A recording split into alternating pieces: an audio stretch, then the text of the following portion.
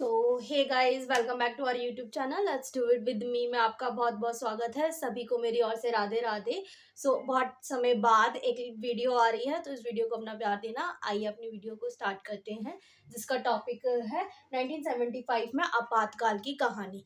ये टॉपिक मैंने इस बार इसलिए लिया क्योंकि कुछ दिनों पहले आपने इसको न्यूज़ में भी सुना होगा, क्योंकि 25 जून ही एक ऐसी डेट है जहाँ पे हमारा क्या लगा था, आपातकाल लगा था। तो आइए जानते हैं कि आपातकाल क्या है और ये कैसे लगा, इसको कैसे समाप्त किया गया। जो भी सारी इसकी कहानी है, आज हम इस वीडियो के माध्यम से जानेंगे। तो आइए स्टार्ट करते हैं अपना टॉपिक। तो सबसे पहले आता है प्रस्तावना की आपातकाल क्या है, उसकी प्रस्तावना वगैरह क्या है। ठीक है, तो 25 जून 1975 की रात भारतीय लोकतंत्र के इतिहास में क्या माना जाता है, इसको काला अध्याय बन गया। तो आपातकाल को हमारे भारतीय लोकतंत्र में एक काला अध्याय के नाम से भी जाना जाता है। ठीक है, तत्कालीन प्रधानमंत्री मतलब 25 जून 1975 की प्रधानमंत्री कौन थी, हमारी इंदिरा गांधी थी। तो इंदिरा गांधी ने भारतीय के अनुच्छेद 352, तो आपातकाल लगाने के लिए सबसे पहले कौन सा अनुच्छेद का यूज किया जाता है, 352। ठीक है, तो आप 352 का प्रयोग करते हुए देश में आपातकाल की घोषणा कर देती है हमारी प्रधानमंत्री इंदिरा गांधी। ठीक है, और बोला जाता है कि ये जो आपातकाल है वो आंतरिक अशांति के आधार पर लगाया था। ठीक है, किस आधार पर लगाया था, आंतरिक अशांति के आधार पर। लेकिन इसकी मंशा कुछ और ही चल रही थी, ऐसा बोला जाता है। ठीक है, तो ये थी हमारी प्रस्तावना कि आपातकाल कैसे लगाया, किसने लगाया और कौन से संविधान के अनुच्छेद के द्वारा लगाया। अब है कि चलो आपातकाल लग गया, लेकिन आपातकाल लगाने की जरूरत पड़ी क्यों, इसकी ऐतिहासिक पृष्ठभूमि क्या है, तो हम वो जानते हैं। ठीक है, तो इलाहाबाद उच्च न्यायालय का फैसला, तो इलाहाबाद उच्च न्यायालय का फैसला आता है 12 जून 1975 को। ठीक है, और इसमें क्या होता है, इस फैसले में उच्च न्यायालय कहता है कि इंदिरा गांधी ने रायबरेली में जो लोकसभा के चुनाव हुए थे उस वक्त में उसको क्या है, भ्रष्ट प्रथा, उन्होंने बोला था कि चुनाव है जो है भ्रष्ट प्रथाओं के द्वारा हुआ है, तो इसको अवैध घोषित कर दिया था इलाहाबाद के उच्च न्यायालय। ठीक है, ये सब चल रहा था। और उसके साथ ही साथ चल रहे थे जेपी आंदोलन। जेपी आंदोलन मतलब जयप्रकाश नारायण के नेतृत्व में भ्रष्टाचार, बेरोजगारी और सरकारी दमन के खिलाफ देशव्यापी क्या हो रहे थे, जन आंदोलन हो रहे थे उस समय देश में। ठीक है, तो इन सारी घटनाओं को मद्देनजर रखते हुए इंदिरा गांधी ने सोचा कि हमें आपातकाल लगाने की जरूरत अब आ गई है। ठीक है, और राजनीतिक दबाव में क्या था कि इंदिरा गांधी को पद छोड़ने के लिए, अपने पद से को छोड़ने के लिए और इस्तीफा देने के लिए उन पर क्या है, दबाव डाला जा रहा था कि आप अपना पद को छोड़ दो और इस्तीफा दो। ठीक है, तो ये था हमारी ऐतिहासिक पृष्ठभूमि। इन सारी घटनाओं को देखते हुए हमारी प्रधानमंत्री इंदिरा गांधी ने सोचा कि देश में मुझे अब अपने पद पे रहना है, अपने पद को नहीं छोड़ना है, तो आपातकाल का कुछ करना पड़ेगा। तो उन्होंने आपातकाल के लिए बोला। ठीक है, अब आपातकाल की घोषणा कब हुई, देखो 25 जून 1975 की रात को राष्ट्रपति, उस वक्त हमारे राष्ट्रपति फखरुद्दीन अली अहमद ने प्रधानमंत्री की सिफारिश पर आंतरिक अशांति के आधार पर आपातकाल की घोषणा पर हस्ताक्षर कर दिया। आपको पता होगा कि आपातकाल की घोषणा तो प्रधानमंत्री करते हैं, लेकिन उसकी मंजूरी कौन देता है, हमारे राष्ट्रपति देते हैं। तो उस वक्त देश के राष्ट्रपति थे फखरुद्दीन अली अहमद।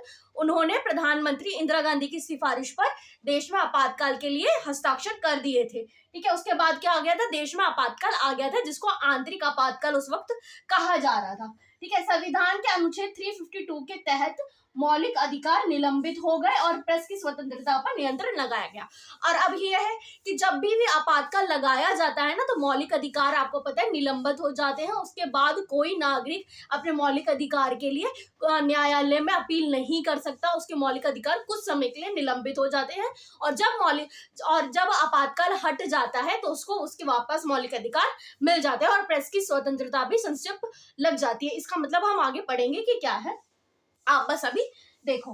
ठीक है, उसके बाद हम पढ़ रहे हैं कि आपातकाल के दौरान हुए प्रमुख घटनाएं। आपने पढ़ा कि चलो आपातकाल लग गया, ठीक है, ऐतिहासिक पृष्ठभूमि है, आपातकाल की घोषणा हो गई, तो कुछ ना कुछ घटनाएं भी तो घटी होंगी ना उस वक्त आपातकाल में। तो वो घटनाएं पढ़ते हैं हम कि आपातकाल की घोषणाएं में क्या क्या प्रमुख घटनाएं घटी थी।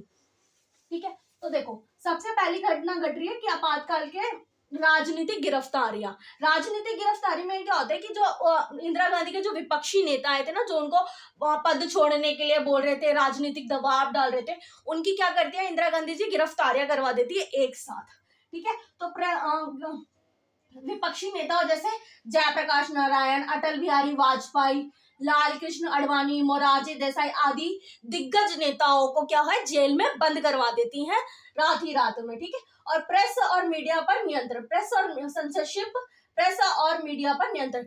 प्रेस की स्वतंत्रता पर क्या है, सेंसरशिप लगा देते हैं। सेंसरशिप का मतलब ये होता है कि आपको कुछ भी, अखबार वालों को कुछ भी छापने से पहले सरकार की अनुमति लेनी होती है कि क्या मैं इस न्यूज को छापूं, क्या ये ठीक है। अगर सरकार आपको अनुमति देती है तो आप उसको छाप सकते हैं, नहीं तो आप नहीं छाप सकते। ये होती है सेंसरशिप। ठीक है, तो प्रेस की स्वतंत्रता पर प्रतिबंध लगा दिया था कि आप कुछ भी नहीं छापोगे जब तक आप हमसे अनुमति नहीं ले लोगे। ठीक है, उसके बाद आता है संविधान संशोधन और चुनाव स्थगन। ठीक है, अब इसमें चुनाव 42वां संविधान संशोधन लाया गया था। इस 42वें संविधान संशोधन में क्यों लाया गया था, इसलिए लाया गया था क्योंकि इससे क्या होती है कि कार्यपालिका की शक्तियों को ना, इस संशोधन में कार्यपालिका की शक्ति को बढ़ा दिया गया था। ठीक है, तो ये थी हमारे आपातकाल के दौरान जो प्रमुख घटनाएं घट रही थी। ठीक है, क्या क्या घटी थी, राजनीतिक गिरफ्तारियां हो रही थी और प्रेस की स्वतंत्रता पर संक्षिप्त लगाया था और 42वां संविधान संशोधन लाया गया था। ठीक है, अब उसके बाद चलो ये सारी चीजें हो गई पता। अब आपातकाल की समाप्ति का समय आ रहा है धीरे धीरे करके। आपातकाल की समाप्ति 18 जनवरी 1977 को इंदिरा गांधी ने आपातकाल की समाप्ति करने और चुनाव कराने की घोषणा की।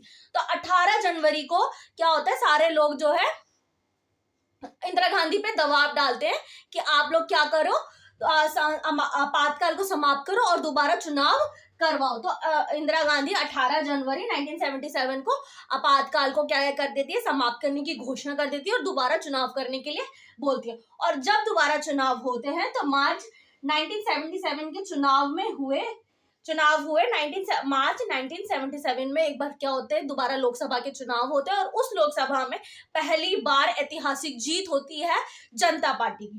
ठीक है, ऐतिहासिक जीत हुई जनता पार्टी को और इंदिरा गांधी को एक करारी हार का सामना करना पड़ा था, जिसके बाद वो प्रधानमंत्री के पद से अपने हट जाती है। तो ये था हमारा पूरा आपातकाल की कहानी कि आपातकाल क्या है, कैसे लगाया गया था, क्यों लगाया गया था और इसके पीछे की मंशा क्या थी। ठीक है, तो आज का हमारा ये टॉपिक जो है पूरा खत्म होता है, हमारी वीडियो खत्म होती है। अगर आपको ये आपातकाल की कहानी समझ में आई हो तो इस वीडियो को लाइक कीजिएगा, शेयर कीजिएगा, एक प्यारा सा कमेंट कीजिएगा और मेरे चैनल को ऐसी ही और वीडियोस के लिए सब्सक्राइब कीजिएगा। मिलते हैं नेक्स्ट वीडियो में, तब तक के लिए बाय बाय।